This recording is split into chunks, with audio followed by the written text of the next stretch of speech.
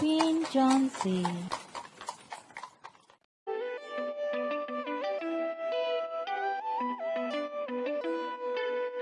கரடுமுரடான காட்டுக்குள்ளே கொஞ்சம் தூரமாவது ட்ரெக்கிங் போகலாம் அப்படின்னு கிளம்பிட்டோம். ரொம்ப ஹார்ட் ட்ரைல்ஸ்ன்னு சொல்லலாம். ரொம்ப தூரம்லாம் நம்மளால் நடக்க முடியாது. ஒரு 2-3 கிலோமீட்டர்ஸ் வரைக்கும் ஃபாரஸ்ட்குள்ளே நடந்தால் நிறைய அனிமல்ஸ்லாம் பார்க்க முடியும்னு சொன்னாங்க. ஆனால் இவ்வளோ கஷ்டமான பாதையில் எங்களோட வயசுக்கு ஏறி போகிறது ரொம்ப சிரமம். ஸோ முடிஞ்ச வரைக்கும் கொஞ்சம் தூரம் மட்டும் போய் பார்த்துட்டு வரலாம் அப்படின்னு சொல்லிட்டு 2 பேரும் போனோம். அதுவே பார்த்திங்கன்னா ஒருத்தர் கைப்பிடிச்சிட்டு தான் போக முடிஞ்சுது. இல்லைன்னா எங்கே தடுமாறிடுவோமோ தடுக்கி விட்டுருவோமோ அப்படின்னு சொல்லிட்டு ரொம்ப பயமாக இருந்துச்சு. ஆனால் சூப்பர்பான பாத்வே, சுற்றி லஷ் க்ரீனரி, பார்க்குறக்கே ரொம்ப ரம்மியமான காட்சிகளாக இருந்தது. செம்மையான காற்றுப்பா. எந்த பக்கம் போகிறது? லெஃப்ட்டில் இறங்கி மேலே ஏறணும். நான் முன்னாடி போட்டுமா? இந்தாங்க கேமரா போதும். இப்போ நாங்கள் இருக்கிறது தலமலை பீஸ் வேலி ரிசார்ட். குயின் ஜான்சியின் ராஜாங்கத்துக்கு உங்களை வரவேற்கும் ஜான்சி சுகைனா மஜ்ஹர். அந்த ஊசி குத்துற குளிரில் ஒரு வாக் போகலான்ட்டு நாங்கள் பிளான் பண்ணியிருந்ததால் 6:30க்கே காஃபி கேட்டிருந்தோம். கரெக்டாக 6:30க்கு காஃபியை ஃப்ளாஸ்கில் கொண்டு வந்து வச்சுட்டு கதவை தட்டி விட்டுட்டு போயிட்டாங்க. ஆனால் நாங்கள் அந்த குளிரில் எழுந்து வர்றதுக்கு ஒரு 8 மணி ஆயிடுச்சுங்க. 2 பேரும் அசந்து தூங்கிட்டு இருந்தாங்க. உருட்டி உருட்டி எழுப்ப வேண்டி இருந்துச்சு. ஏங்க காஃபி வந்துருச்சு. லாமி காஃபி வந்துருச்சு, எந்திரி. ப்ரஷ் பண்ணிவிட்டு ஒரு குளியல் போட்டுடலாம் அப்படின்னு சொல்லிட்டு தண்ணி திருவி பார்த்தேன். ஹாட் வாட்டர் வரவே இல்லை. எல்லா ரூம்ஸ்க்குமே சோலார் ஹீட் இருக்குது. ஆனாலும் இன்னும் கொஞ்சம் நேரம் திருவி இருக்கணும் போல். ரொம்ப நேரம் திருவி பார்த்துட்டு ஹாட் வாட்டர் வரல. சரி, ஒரு சின்ன குளியல் கோல்டு வாட்டர்லேயே போட்டுடலாம் அப்படின்னு நினச்சிட்டு பார்த்தா அப்போ தான் தெரிஞ்சுது சோப் கொண்டு வரல அப்படின்ட்டு.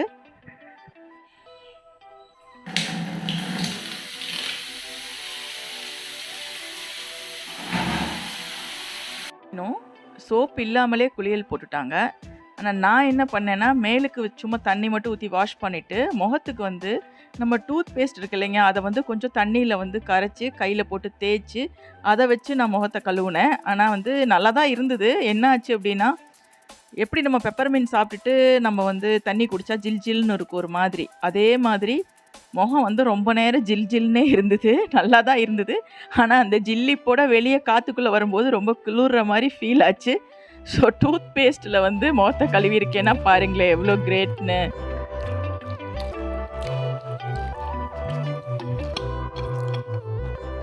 சின்னதாக ஒரு மேக்கப் போட்டுடலான்னு சொல்லிட்டு இருந்த திங்ஸ் எல்லாம் எடுத்தேன். என்னென்ன ஐட்டம்ஸ் கொண்டு வந்தோம் அப்படிங்கிறத பேக்கிங் வ்ளாகில் போட்டிருக்கேன். இதுக்கு முன்னாடி போட்ட வீடியோவோட லிங்க்ஸ் எல்லாம் இந்த வீடியோவோட டிஸ்கிரிப்ஷனில் நான் கொடுக்குறேன். ஒரு வழியாக எல்லோரும் ரெடியாகி வெளியே வந்தோம். அப்படியே ஒரு ரவுண்ட் போயிட்டு கிச்சனில் போயிட்டு நம்ம ஆர்டர் பண்ணி டிஃபன் சாப்பிட்டுக்கலாம் அப்படின்னு வெளியே வந்தவங்க அப்படியே லெஃப்ட் சைடு பார்த்தோம். அந்த கிரேசிங் கிரவுண்ட் மாதிரியான பகுதி நீங்கள் மற்ற வீடியோஸ்லாம் நைட் டைம்லலாம் பார்த்துருப்பீங்க. அந்த இடத்துல பார்க்குறக்கு அப்படியே வெயில் பட்டு மரகத பச்சை மாதிரி மின்னிட்டு இருந்தது. ரசனை உள்ளவங்களுக்கு இந்த மாதிரியான ட்ராவல்ஸ் நிச்சயமாக ரொம்ப பிடிக்கும். ஒவ்வொன்றா பார்த்து ரசிக்கிறதுக்கு 2 கண்ணு பத்தாதுன்னு கூட சொல்லலாம். அவ்வளோ அழகான காட்சிகள். நேற்று நைட்டு கேம்ப் ஃபயர் போட்டு தான் நான் ஷூட் பண்ணியிருந்தேன் போன விலாகில். கேம்ப் ஃபயர் போட்ட அதே இடத்துக்கான ரூட்டு தான் இது. நைட்டில் நீங்கள் பார்த்துருப்பீங்க. இப்போ பகலில் நான் ஷூட் பண்ணுறேன். அதான் ஆலமரம். கீழே டயரில் ஒரு ஊஞ்சல் போட்டு இந்த மாதிரி உட்கார்றதுக்கு கல்லுகள்லாம் போட்டிருந்தாங்க. உட்காந்து வேடிக்கை பார்த்தா எவ்வளோ நேரம் வேணால் வேடிக்கை பார்க்கலாம். அதுவும் மார்னிங்ஸில் பார்த்திங்கன்னா பேர்ட் வாட்சிங்க்கு ரொம்ப சூப்பர்பாக இருக்கும்.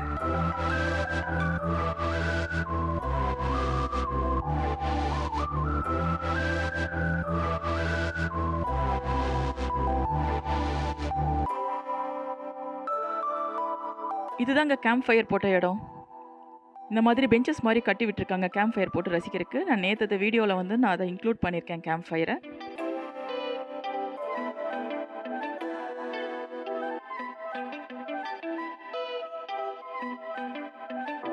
அந்த ஆலமரத்துக்கிட்ட நின்று பார்த்தோன்னா நாங்கள் தங்கியிருக்க சூட்டோடைய வியூ இப்படி தெரியும்.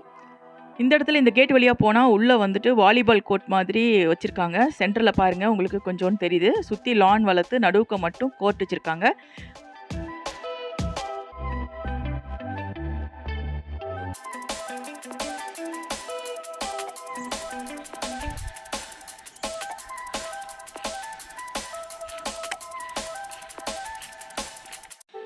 இப்போ நாங்கள் மார்னிங் பிரேக்ஃபாஸ்ட் சாப்பிட்றதுக்காக டைனிங் ஹாலுக்கு போயிட்டுருக்கோம்.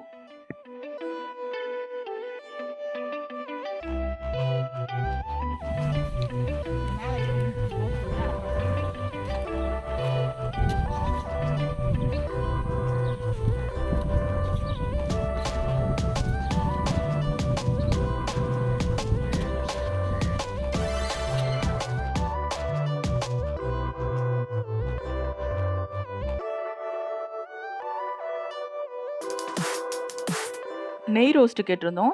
சட்னி, சாம்பார் எல்லாம் கொண்டு வந்து வச்சுட்டு நல்லா முருகலாக நெய் ரோஸ்ட் போட்டு வந்து தந்தாங்க. நல்லா டேஸ்ட்டாக இருந்தது. ஸோ மார்னிங் பிரேக்ஃபாஸ்ட் முடிச்சுட்டு தான் ட்ரக்கிங் போகிறதா எங்களோட பிளான். காட்டுக்குள்ளே கரடு முரடான பாதையில் ட்ரக்கிங் போகணும். அதனால வந்து எல்லாருக்கும் ரூட் தெரியாது இல்லையா, அவங்களே வந்து அரேஞ்ச் பண்ணுறாங்க. ஒரு ஆளுக்கு வந்து ₹200 பே பண்ணால் அவங்களே வந்து கூட்டிகிட்டு போயிடுறாங்க.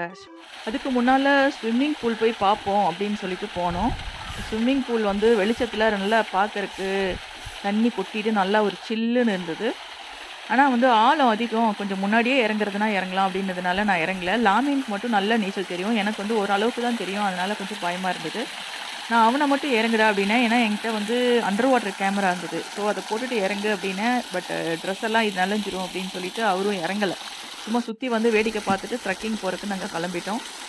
ஏன்னா வந்து இன்றைக்கி ஆஃப்டர்நூனுக்கு அப்புறம் நாங்கள் வந்து வெக்கேட் ஆகிறதாக பிளான்.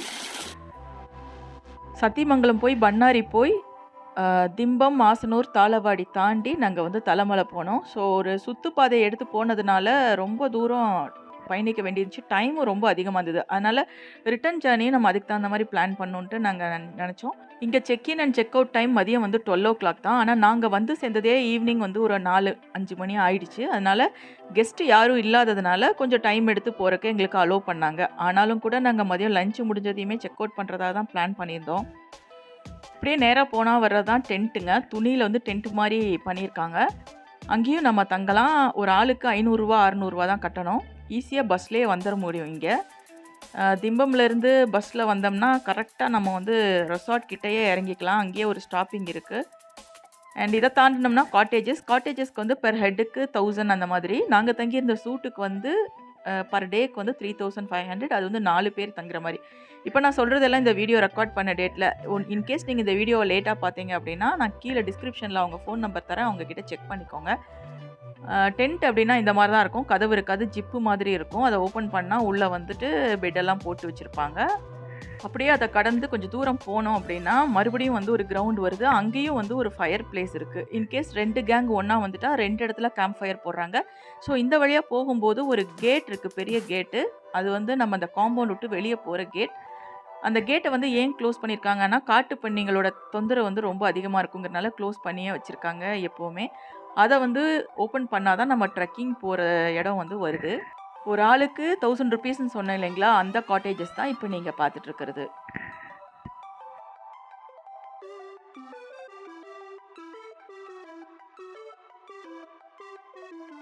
பெரிய கேட்டை ஓப்பன் பண்ணிட்டாங்க. கையில் ஆக்ஷன் கேம்லாம் எடுத்துகிட்டு ட்ரெக்கிங்க்கு நாங்கள் ரெடி ஆகிட்டோம். பள்ளமுமா கரடு முரடான பாதை. ஒரு இடத்துல வந்து என் பையன் கை கொடுத்தங்காட்டி தான் என்னால் இறங்க முடிஞ்சுது. அவ்வளோ கஷ்டமாக இருந்தது. வயசானவங்களுக்குலாம் கண்டிப்பாக முடியாதுங்க. பட் சின்ன வயசுக்காரங்க கண்டிப்பாக இதை என்ஜாய் பண்ணுவாங்க. ஏன்னா ஆன் தி வேல வந்து மயில், மான், லக்கு இருந்தால் ஈவன் சிறுத்தையை கூட பார்க்கலாம் அப்படின்னு சொன்னாங்க. யானைகளோட நடமாட்டமும் இங்கே ரொம்ப அதிகம். இதில் மயில் கூட்டம் பார்த்தோம். ஆனால் ரொம்ப தூரமாக இருந்ததுனால கேமராவில் கவர் பண்ண முடியல. லாமீன் வேகமாக ஏறினார். அவரோட வயசுக்கு அது ஓகே. ஆனால் எங்களால் அவ்வளோ ஸ்பீடாக வந்து போக முடியல. நாங்கள் கொஞ்சம் பின்தங்கிட்டோம்.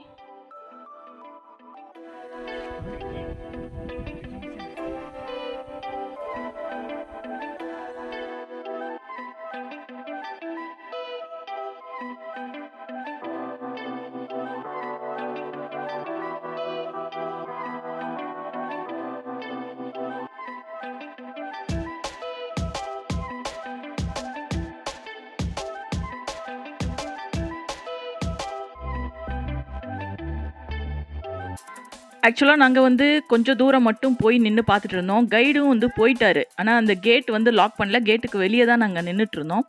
கொஞ்ச நேரம் நின்னதுமே சமையல்காரர் ஓடி வந்தார். ஒரு கையில் ஒரு தடி எடுத்துகிட்டு ஓடி வந்தார். என்னன்னு கேட்டால், காட்டுப்பன்றி வந்து அந்த பக்கம் வருது, நீங்கள் வந்து வந்துருங்க, கையில் தடி இல்லைன்னா வந்து தாக்கிரும் அப்படின்னு சொன்னார். ஸோ கொஞ்சம் தூரம் போயிட்டு வேக வேகமாக திரும்பி வந்துட்டோம்.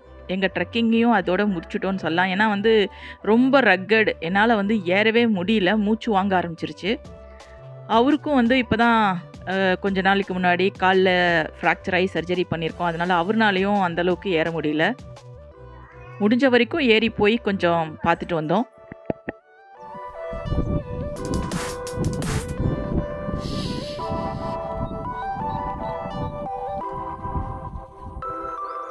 கிளம்பும் போதே உங்கள் ரூமை க்ளீன் பண்ணி வைக்கட்டுமா அப்படின்னு சொல்லி அங்கே ரூம் சர்வீஸ்க்கு இருந்தவங்க கேட்டாங்க. பொதுவாக எங்களோட ரூமை யாரும் டச் பண்ணால் எங்களுக்கு பிடிக்காது. ஸோ நாங்களே க்ளீன் பண்ணிக்கிறோம் வந்து அப்படின்னு சொல்லிட்டோம். ட்ரெக்கிங் முடிச்சுட்டு வந்துட்டு ரூமை க்ளீன் பண்ணிவிட்டு கொஞ்சம் ரெஸ்ட் எடுத்துகிட்டு அதுக்கப்புறம் லஞ்ச் முடிச்சுட்டு கிளம்புற மாதிரி பிளான். கசகசன்னு இருந்தது. இப்போ க்ளீன் பண்ணி வச்சா தான் நம்ம வந்து லஞ்ச் முடிச்சுட்டு கிளம்புறதுக்கு வசதியாக இருக்கும். ஸோ வந்ததையுமே லாமின் வந்து படுத்துட்டாரு முடியலன்ட்டு. இவர் டிவியில் நியூஸை போட்டுட்டு உட்காந்துட்டாரு.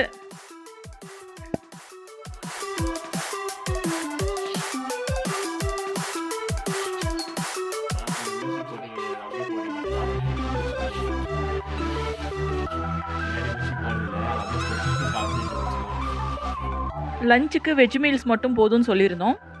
ரைஸு, சாம்பார், ரசம், தயிர், பொரியல், ஊறுகாய், அப்பளம் எல்லாமே சர்வ் பண்ணாங்க. கொஞ்சம் நல்ல ஃபுல்ஃபில்லிங்காக இருந்தது. ரசம் நல்லா இருந்தது.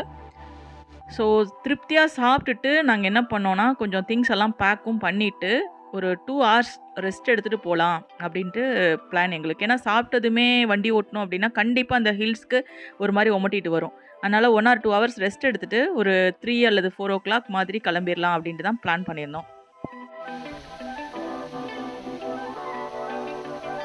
டைனிங் ஹாலில் சாப்பிட்டு வெளியே வர்ற இடத்துல தான் இந்த ரோஸ் கார்டன் இருக்குது. தனியாக பாத்தி அமைச்சு ஒன்லி ரோசஸ் மட்டும் வந்து உள்ளே வளர்த்துருக்காங்க. பீஸ் வாலின்னு சொல்லிட்டு அவங்க அப்படியே வந்து பொறிச்சு வச்சுருக்காங்க. அந்த இடத்துல வந்து இப்போ ஷூட் பண்ணலாம் அப்படின்ட்டு நான் போகிறேன்.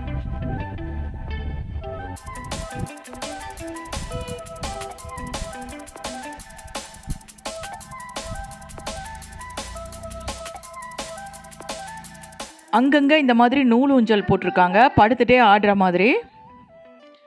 அப்படியே நம்ம டேர்ன் பண்ணோம் அப்படின்னா இந்த பக்கம் குழந்தைங்க உட்காந்து விளையாடுற தூரியும் நிறையா போட்டிருக்காங்க. ஸோ குழந்தைங்கள கூட்டிகிட்டு போகிறவங்களுக்கு கண்டிப்பாக இங்கே என்டர்டெயின்மெண்ட் இருக்கும். இந்த இடத்துல ஒரு கூண்டில் லவ் பேர்ட்ஸும் வளர்த்துட்ருக்காங்க.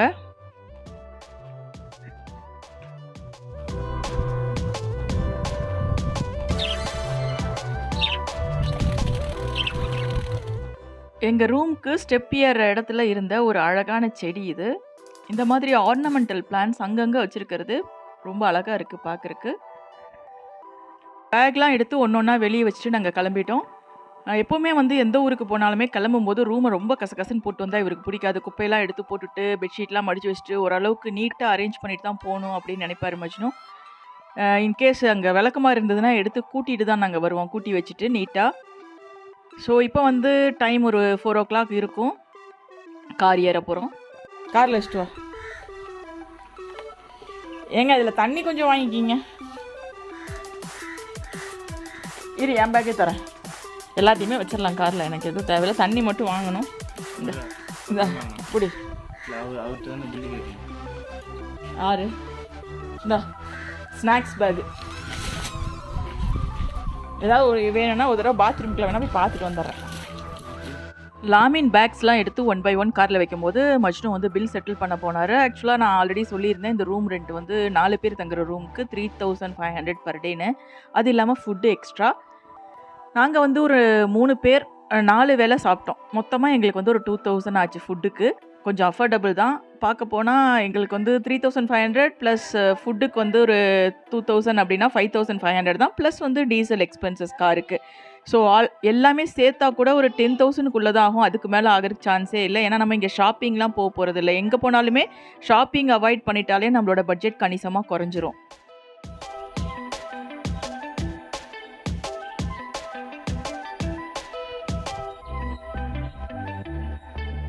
ஸோ நாங்கள் அதிக செலவு வைக்காத இந்த மாதிரி ஜங்கிள் ஏரியா தான் தேடி தேடி போவோம். இப்போது பை டு பீஸ் வேலி ரிசார்ட் காரில் ஏறியாச்சு, கிளம்பியாச்சு. என்னோடய ரிட்டர்ன் ஜேர்னியை இன்னொரு விலாகில் நான் கவர் பண்ணுறேன். அதோட இந்த சீரீஸ் முடிஞ்சுது. ஸ்டார்ட்டிங்லேருந்து எண்டிங் வரைக்கும் பார்க்குறவங்களுக்கு கண்டிப்பாக எங்கள் கூட ட்ராவல் பண்ண ஒரு ஃபீல் கிடைக்கும். ஒரு டூர் போயிட்டு வந்த ஒரு என்ஜாய்மெண்ட் கண்டிப்பாக கிடைக்கும்னு நினைக்கிறேன். என்னால் முடிஞ்ச வரைக்கும் மைன்யூட் டீட்டெயில்ஸ் கூட இதில் நான் கேப்சர் பண்ணியிருக்கேன். லைக் போட்டு ஷேர் பண்ணுங்கள், ஃபாலோ பண்ணுங்கள், சப்ஸ்கிரைப் பண்ணுங்கள். குயின் ஜான்சியின் ராஜாங்கத்துக்கு வருகை தந்ததற்கு